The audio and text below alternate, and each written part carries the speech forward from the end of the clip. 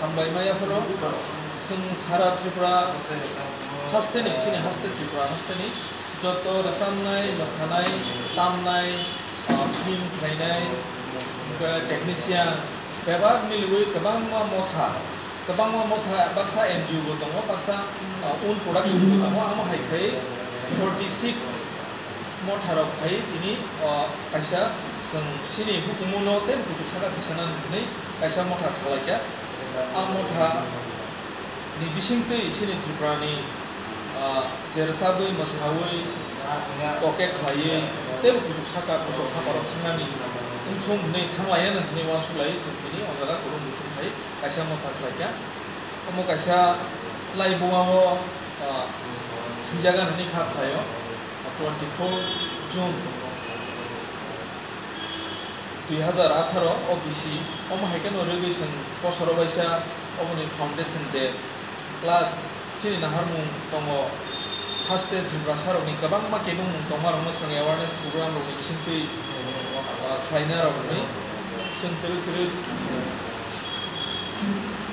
सिनि हाबाराव तेम कुचुक सागा दिसाना होनै दिनै समाय तांलायखा नरक जतनि न सुबासु माना होनै जों 46 मथा सय के सामं तांलायखाके उबिनो त्रिपुरा हा न बेलायखेन कुचुक सागा दिसाय तलां मानाय नै खालायो नरक जतनि हामजां मुसुबा मुंनो नांगौ जों त्रिपुरा आर्टिस्ट एसोसिएशन एसोसिएशननि मेन नाहार मुंखा सिनि त्रिपुरा सारनि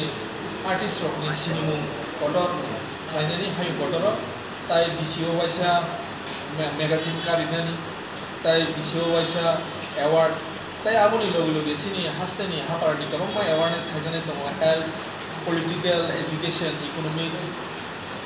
आमो हायरनो तुइ बसन गोबां एवारनेस सिनि हासिराव थाङै सिनि रसामुं मोसामुं बानायनि बिसिंथि रसन सिनि बर'खौ कुचुक सागा दिसानानै अबनो सिनि नाहारमुं अबनो सिनि हास्टे त्रिपुरानि कायसा जत रोजाबनाय मोसानाय रनि कायसा मनतां होनाय कायसा साथि